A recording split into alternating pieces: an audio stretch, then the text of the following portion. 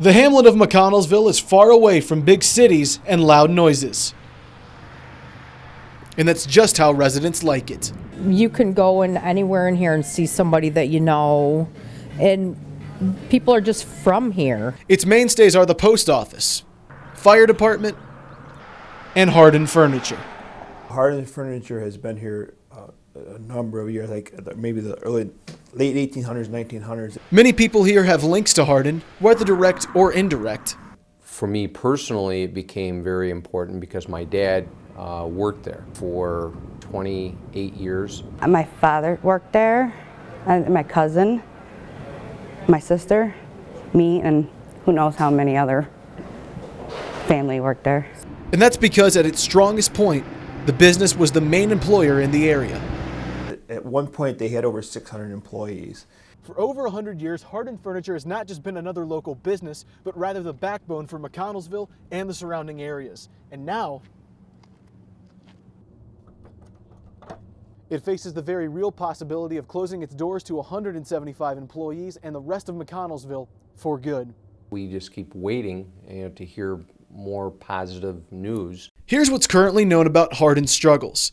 In June 2016, Harden sold 75% of the company to Miramar Capital Partners, but the money used to buy it was borrowed.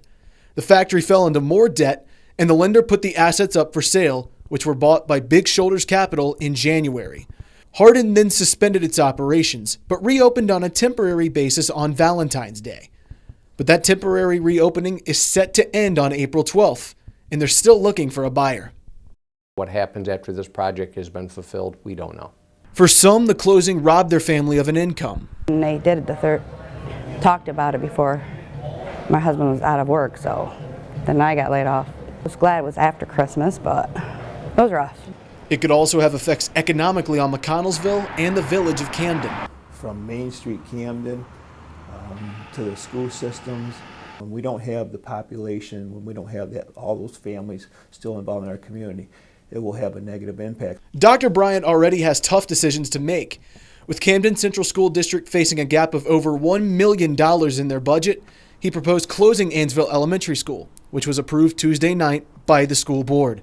Harden staying open wouldn't have kept Ainsville from being closed or decreased the district's financial troubles, but it could help keep further economic burdens off other taxpayers. But the people who are going to get their tax bill over the summer, leading up to the start of the school year, having employment allows them to pay their taxes to keep things going smoothly. But perhaps the greatest fear amongst those linked to Harden is what if no one invests? But there's people that have been there that are close to retirement, but not quite there yet, where you know what happens if you don't work to your full retirement, then... Some, like Maris, feel peace with their next move. Because I have a plan implemented where I am eventually leaving. But for others, a job at Harden was essentially a job for life. They have employees that have been there 50 years, 40 years. That's all they know in all their life. So it will be difficult for them to transition into something different. And if Harden goes away... Harden's is like a name around here, like the wire mill. If that was gone, there would be nothing, because everybody either works there or at Harden's. But not much about a long-term plan has been communicated to employees. Because the rumors, and being a small town, everybody knows everybody that worked at Harden's or hears things from this one, and next thing you know, it's getting back, and so we never know what's really going on. While Bruggeman may think it's unfair employees haven't been told much about the future, the thought of Harden not being in it is hard for her to imagine.